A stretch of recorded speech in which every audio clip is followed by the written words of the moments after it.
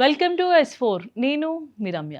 దర్శక దిగ్గజ మణిరత్నం కలల ప్రాజెక్ట్ గా రూపుదిద్దుకున్న పొన్నియిన్ సెల్వన్ 2 భాగాలుగా విడుదలై విమర్శకుల ప్రశంసలు అందుకోవడంతో పాటు వాణిజ్య పరంగా మంచి విజయాన్ని సాధించింది. అయితే ఈ సినిమా విడుదలైన ఎన్నో సంవత్సరాల తర్వాత కూడా ఒక ఆసక్తికర అంశం సినీ వర్గాల్లో తరచు చర్చకు వస్తూనే ఉంది. అదే తొలి దశలో ఈ ప్రాజెక్ట్ కోసం మహేష్ బాబు, విజయ్ పేర్లు పరిశీలించబడ్డారన్న విషయం. మణిరత్నం చాలా ఏళ్ల క్రితమే ప్రముఖ తమిళ రచయిత కల్కి కృష్ణమూర్తి రచించిన చారిత్రక నవలను వెండి తెరపై ఆవిష్కరించాలని భావించారు. ఆ సమయంలో మహేష్ బాబు, విజయ్లతో ప్రాథమిక చర్చలు జరిగినట్లు, కొన్ని కాన్సెప్ట్ స్థాయి ప్రయత్నాలు కూడా జరిగినట్లు అప్పట్లో వార్తలు వినిపించాయి. అయితే భారీ బడ్జెట్, సాంకేతిక పరిమితులు, నిర్మాణపరమైన సవాళ్లు వంటి కారణాలతో ఆ ప్రణాళిక ముందుకు సాగలేదు. దాదాపు దశాబ్దాల తరువాత అత్యాధునిక సాంకేతిక పరిజ్ఞానంతో కొత్త తారంగణంలో ఈ ప్రాజెక్ట్ ప్రేక్షకుల ముందుకు వచ్చింది. అయినప్పటికీ మహేష్, విజయ్ కాంబినేషన్ నిజంగా కార్యరూపం దాల్చి ఉంటే ఎలా ఉండేదనే ఊహాగానాలు ఇప్పటికీ అభిమానులు ఆకట్టుకుంటున్నాయి. సినీ విశ్లేషకుల అభిప్రాయం ప్రకారం తెలుగు రాష్ట్రాల్లో మహేష్ బాబుకు ఉన్న క్రేజ్, తమిళనాడులో విజయ్ కి ఉన్న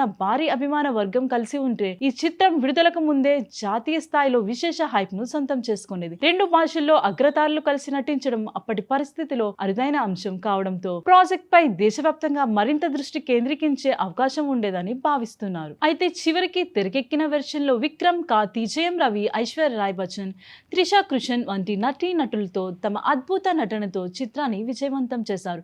కథకు తగ్గట్టుగా పాత్రలను మలిచిన తీరు, విజువల్ గ్రాండియర్, సంగీతం, నిర్మాణ విలువలు సినిమాను ప్రత్యేకంగా స్థాయికి తీసుకెళ్లాయి. అయినప్పటికీ ఏమై ఉండేదో అనే ప్రశ్న మాత్రం అభిమానుల్లో ఇప్పటికీ ఆసక్తిని రేకెత్తిస్తుంది.